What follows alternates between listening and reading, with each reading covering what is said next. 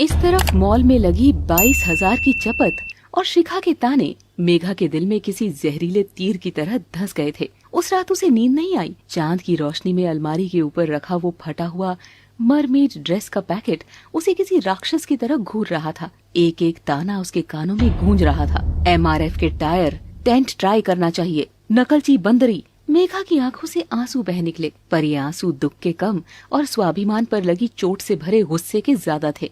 बहुत हुआ मजाक।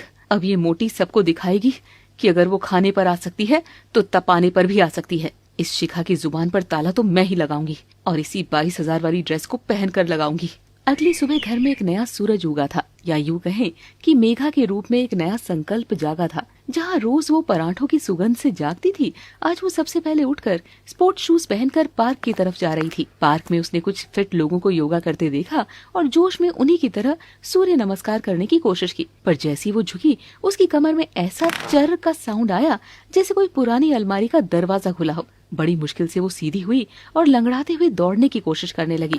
2 कदम में ही उसकी सांसें किसी पुराने स्कूटर की तरह घरघराने लगी। जब वो घर लौटी तो डाइनिंग टेबल पर सब नाश्ते के लिए बैठ चुके थे। अरे, ये सुबह सुबह घर में बवंडर कहाँ से आ गया? महारानी बिटिया जी, आपके लिए आज खास छोले भटूरे बने हैं और आप ऐसे गायब हैं जैसे गधे के सिर से सींग। मम्मी, आपको नहीं पता, नेशनल ज्योग्राफिक चैनल अब हमारे घर में लाइव हो गया है। एक विलुप्त प्रजाति का हाथी सुबह सुबह घास चरने निकला था। कल रात शायद सपने में कोई फिटनेस गुरु आ गए होंगे, तभी आज मैडम के तेवर अलग हैं।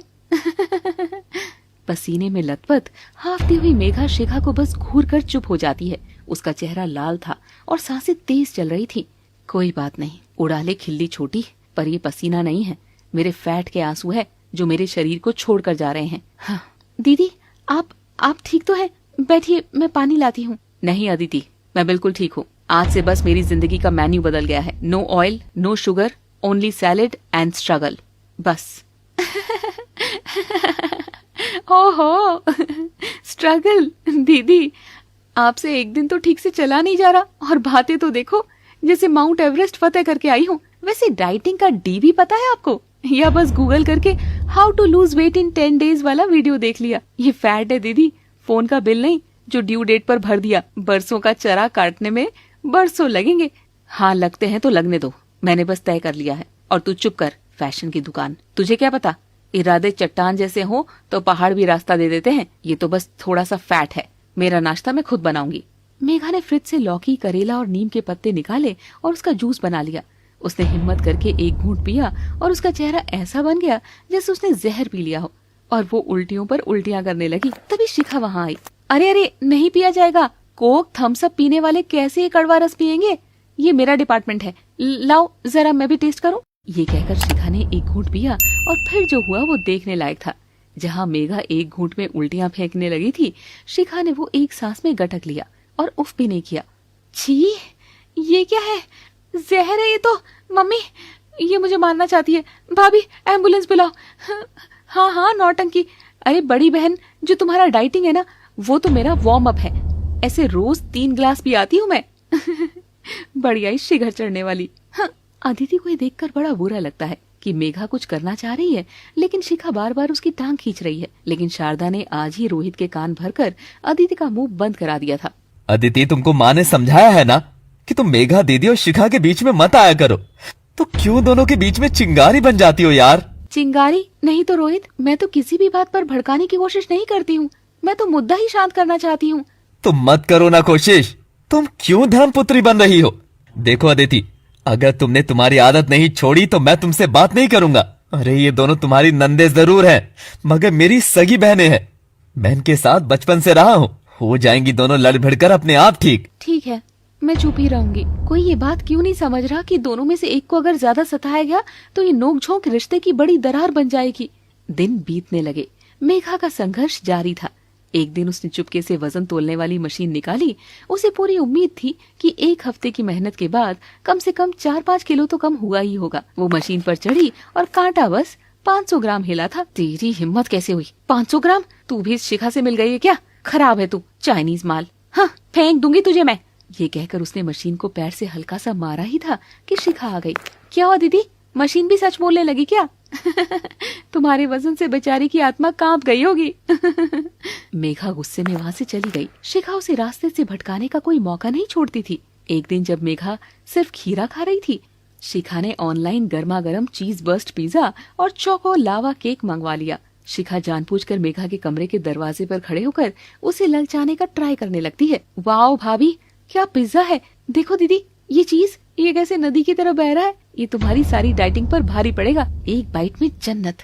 चलो केक ही खा लो, छोटा सा पीस, डाइटिंग कल से कर लेना, कौन सा मुहूर्त निकला जा रहा है। हाँ, मेघा का मन बुरी तरह डगमगा गया। उसकी आंखों के सामने चीज, टॉपिंग्स और चॉकलेट नाचने लगी थी। शाम को जब अदिति दबे पांव मेघा के कमरे में सेब और पपीते के प्लेट लेकर पहुंची तो उसने देखा कि मेघा मुंह फुलाकर बैठी है। क्या हुआ दीदी, आप परेशान लग रही हैं?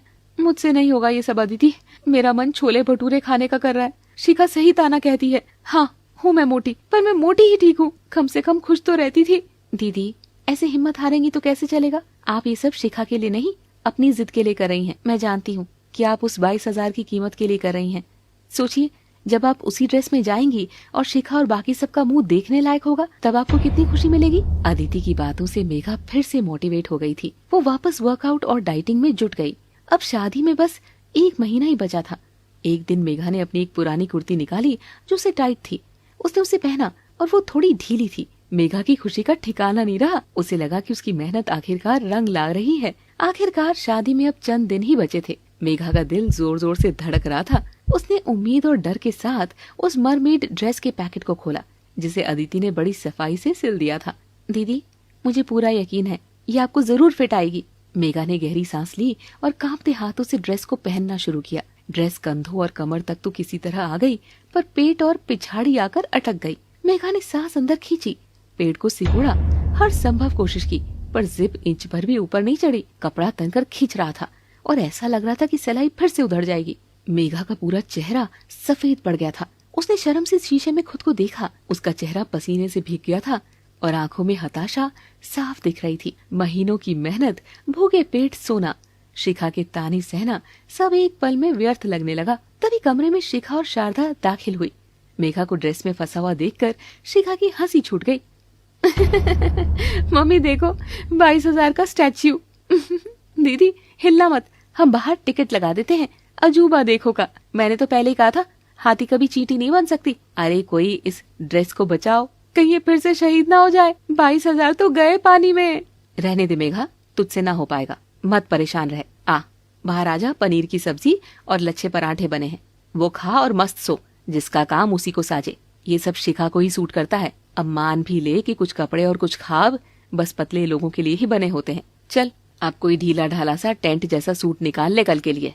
शिखा और शारदा के शब्द मेघा के सर पर हथौड़े की तरह बरस रहे थे। उसकी आंखों से आंसू बहने लगे थे। उसने गुस्से और बेबसी में ड्रेस को उतारने की कोशिश की और इस खींचातानी में जिप पूरी तरह टूट गई। शिखा की हंसी लगातार फूट रही थी, मगर अब मेघा की हिम्मत इस चेन की तरह एकदम टूट गई थी। मेघा ने उस ड्रेस को जमीन पर फेंक दिया और बिस्तर पर मुंह छुपाकर रोने लगी। दीदी हिम्मत मत हारिए, आपने इतनी मेहनत की है, वही सबसे बड़ी जीत है। पर मेघा मायूसी के ऐसे समंदर में डूब चुकी थी कि उसे अदिति के शब्द सुनाई नहीं दे रहे थे। अचानक शिखा के चेहरे की हंसी एकदम शांत हो गई। उसने अपनी बहन को इतना फूट कर रोते हुए देखकर मन ही मन अफसोस भी किया। क्या मेघा इस हार को मानकर शादी में नहीं जाएगी, या ये अपमान की आग उसे कुछ ऐसा करने पर मजबूर कर देगी जो सब देखते रह जाएंगे? आगे जानने के लिए लौट आइएगा काका टीवी पर। Thanks for watching. Please do like, share, comment and subscribe.